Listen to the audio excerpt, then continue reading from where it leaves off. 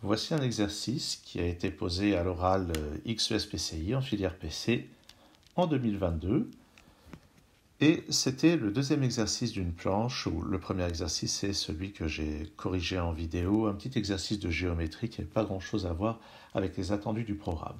L'exercice que voici a plus à voir et je signale pour l'anecdote qu'il est faisable entièrement avec des outils vus en PCSI.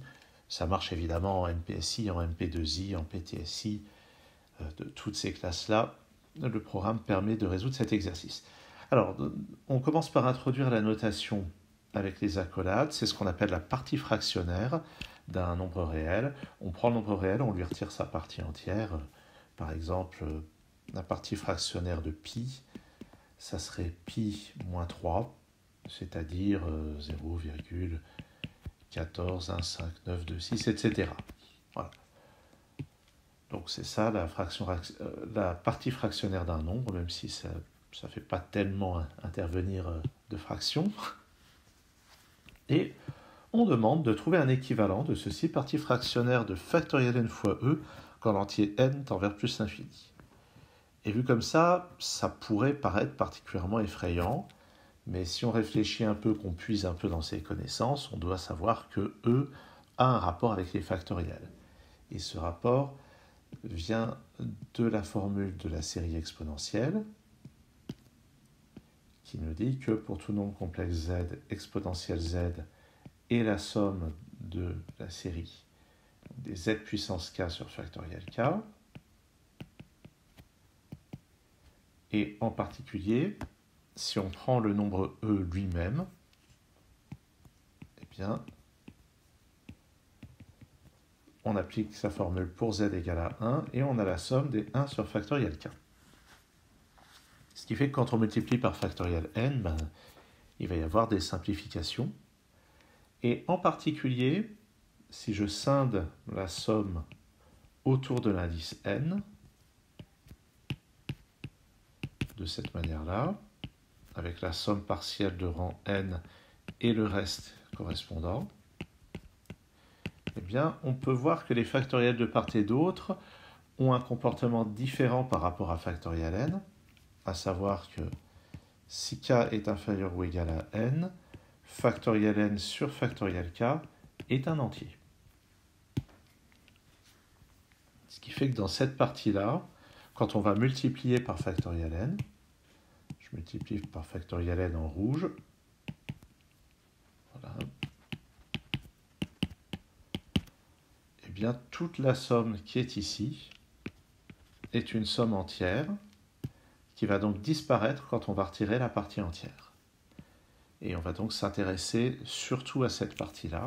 Dans la partie fractionnaire, on va voir que ceci est précisément la partie fractionnaire, c'est-à-dire que ce nombre est compris entre 0 et 1. Et évidemment, il reste à voir comment on va trouver un équivalent de ceci. Alors pour ça, on va passer à la page suivante. Je vais introduire des notations pour la somme partielle et le reste. Donc j'appelle Sn la somme partielle, j'appelle Rn le reste. Et ce qu'on a déjà vu, c'est que factoriel n fois Sn est un entier. Et on va regarder un petit peu à quoi ressemble factoriel n fois Rn. C'est donc la somme des factoriels n sur factoriel k. Et comme ici, dans cette somme, les indices k concernés sont plus grands que n plus 1, factoriel n va complètement se simplifier avec factoriel k.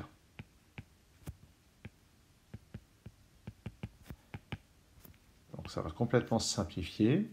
Je vais prendre un exemple. Si on prend factoriel n divisé par factoriel n plus 1, il va rester juste 1 sur n plus 1. Si je prends factoriel n divisé par factoriel n plus 2, il va y avoir 1 sur n plus 1, n plus 2, et ainsi de suite. C'est-à-dire qu'on va avoir ici le produit des nombres depuis n plus 1 jusqu'à k.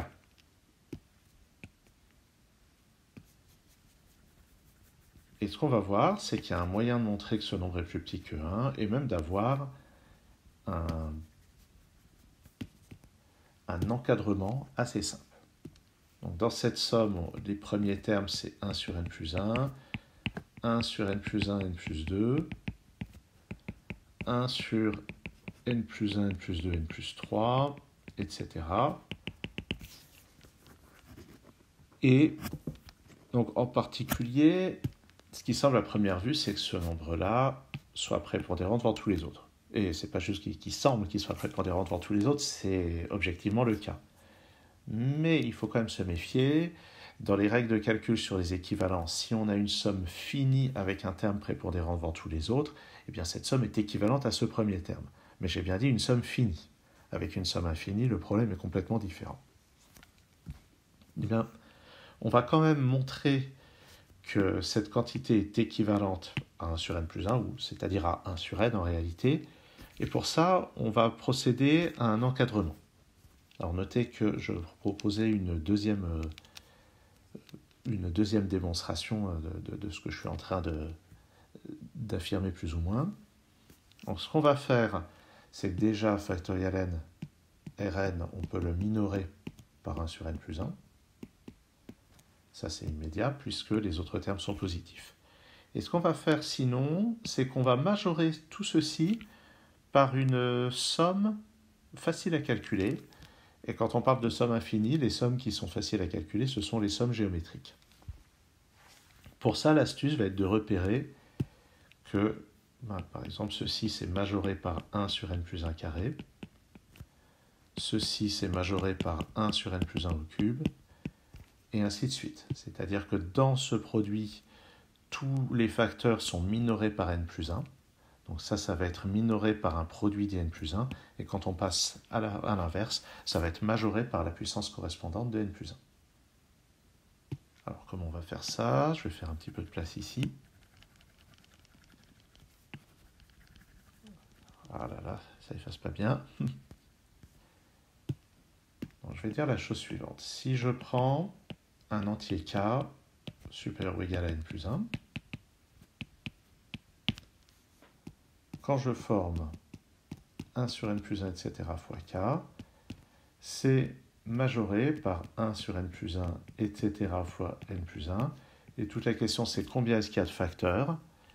Et la réponse, c'est qu'il y en a autant que dans ce produit. Mais alors, combien est-ce qu'il y a de facteurs dans ce produit? C'est pas dur. Dans factoriel k, il y en avait k. Dans factoriel n, il y en a n. Et une fois qu'on a simplifié, il en reste n moins k. Donc ceci, c'est 1 sur n plus 1 puissance n moins k. Donc à partir de là, quand je prends la somme qui est ici, c'est majoré par la somme d1 sur n plus 1 puissance n moins k. Et ça, c'est une somme géométrique. J'ai dit n moins k, c'est bien sûr k moins n.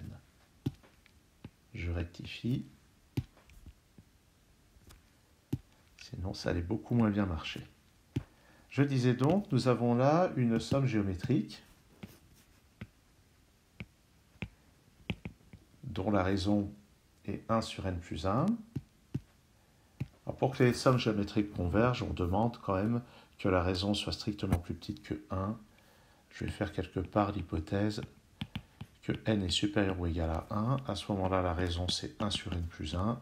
C'est majoré par 1,5, c'est positif. Donc ça vérifie bien la condition de convergence des sommes géométriques. Alors comment est-ce qu'on calcule la somme d'une série géométrique? Bien, la formule est simple. On met en facteur le premier terme. Je vais faire de la place pour exprimer la valeur de cette somme. Donc on met en facteur le premier terme de la somme. Le premier terme de la somme, il est obtenu en remplaçant k par n plus 1. Ce qui fait donc que l'exposant vaut 1. Ça, c'est le premier terme. Fois 1 sur 1 moins la raison. Et ça, je vous laisse vérifier que ça vaut 1 sur n. On arrive donc finalement à cet encadrement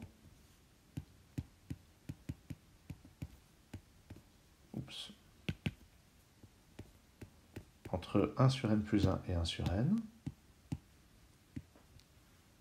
qui nous montre deux choses. La première chose que ça montre, c'est que, je vais prendre l'hypothèse que n est supérieur ou égal à 2. Les premiers termes n'ont pas d'importance quand on cherche c'est un équivalent. Donc en particulier, c'est inférieur ou égal à 1,5.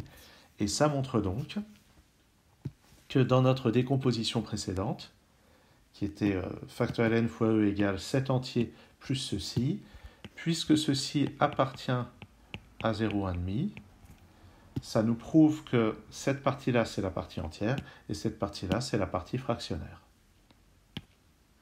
Donc finalement, factoriel n fois Rn, c'est effectivement la partie fractionnaire de factoriel n fois e. Et par ailleurs, puisque ceci est compris entre deux quantités qui sont équivalentes à 1 sur n, on peut en déduire que ceci est équivalent à 1 sur n. Et ça, c'est la quantité qu'on cherchait, c'est la partie fractionnaire de factoriel n fois e. Donc la réponse, c'est équivalent à 1 sur n quand n tend vers plus l'infini. Et ça peut être utilisé ensuite dans certains exercices avec des sinus, je sais pas quoi, je ne vais pas en parler. Donc voilà une première solution qui repose sur deux remarques.